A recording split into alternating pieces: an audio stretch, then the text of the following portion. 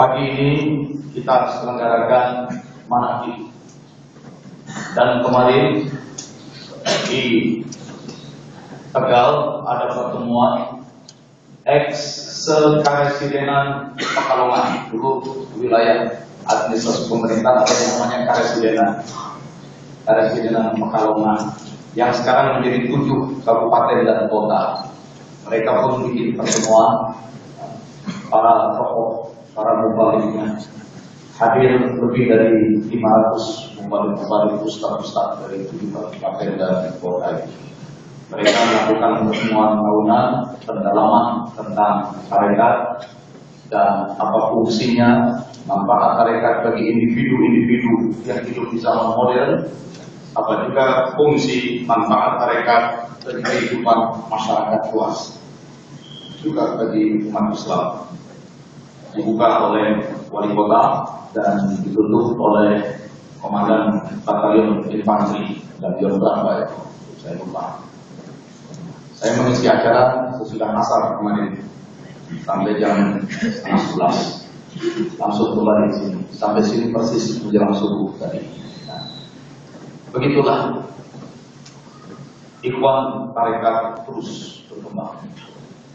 Abah Anom secara syariah tubuh biologis sudah mati, tetapi roh beliau masih menjalankan fungsi tugas kemursidan.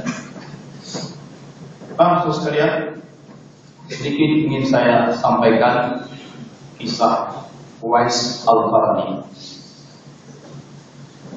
Rasulullah SAW menyebarkan Islam di Mekah, lalu hijrah ke Madinah. Makkah Madinah itu namanya Hijaz.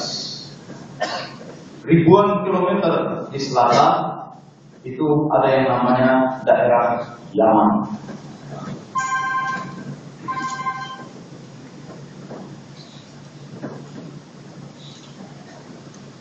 Jadi mana Jazirah Arab, mana kalau di gambar peta ini?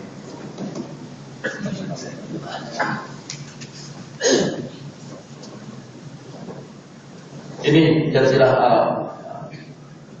Ini Jazirah Arab, semenanjung Arabia. Rasulullah menyebarkan Islam mula-mula di Mekah, lalu hijrah ke Madinah. Madinah itu utara di Mekah. Makanya kalau kita di Madinah, sholat itu menghadap selatan. Karena Mekah adanya, Ka'bah adanya di selatan, Madinah di utara. Ini Yaman.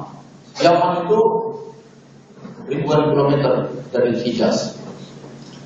Nah, waktu itu orang-orang Yaman sudah meminta kepada Nabi Muhammad SAW, tolonglah kepada kami di Yaman ini, kirimkan orang yang akan mengajarkan Islam. Lalu Rasul mengutus seorang sahabat yang cerdas dan bijak, Mu'adz bin Jabal, yang terkenal dengan hadis riwayat Mu'adz bin Jabal itu ya. Bima tahdi, dengan apa kau akan membuat keputusan menyelesaikan problem-problem Yaman nanti? Mu'adz jawab, abdi bima bi kitabillah.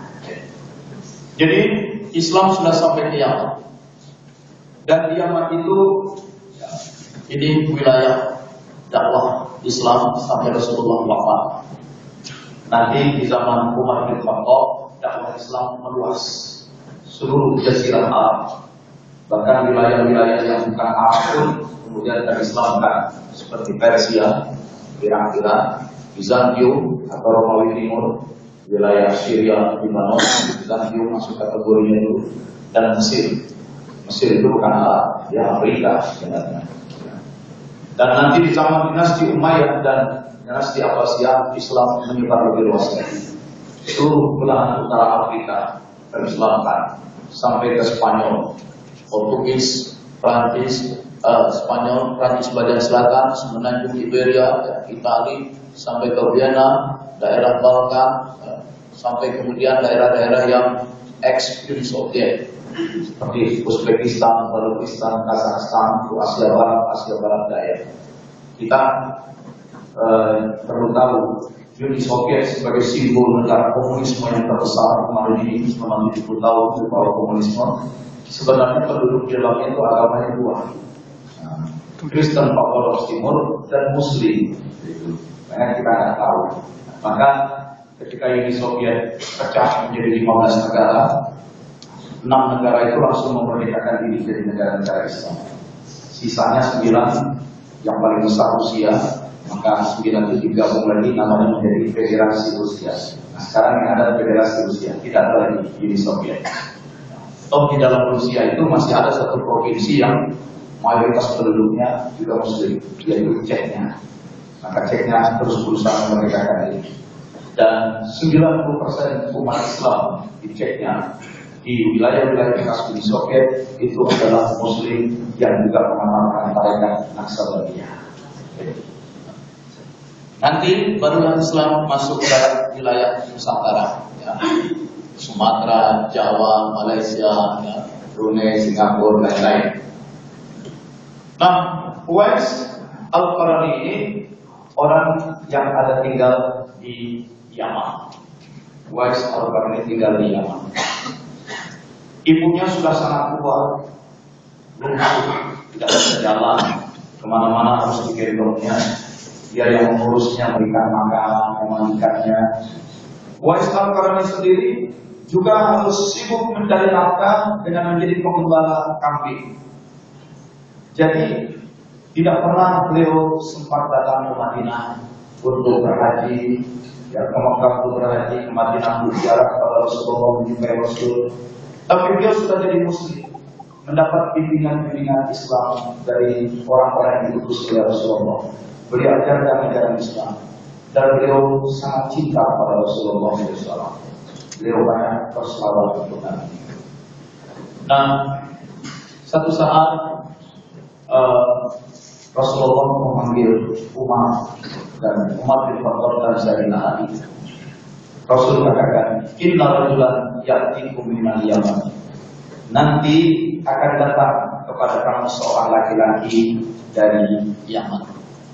Minal Yaman. Yuqalu lahu Uwais, yang namanya Uwais. Jadi orang masih di Yaman, tapi Rasul sudah tahu. Dia tidak pernah meninggalkan Yaman karena harus selalu mengurus ibunya, mengurus kambing-kambingnya. Dulu dia pernah kena penyakit lepra di tangannya, lalu berdoa memohon kepada Allah dan Allah menyembuhkan penyakit itu. Jadi doanya pun cepat dikabulkan oleh Allah.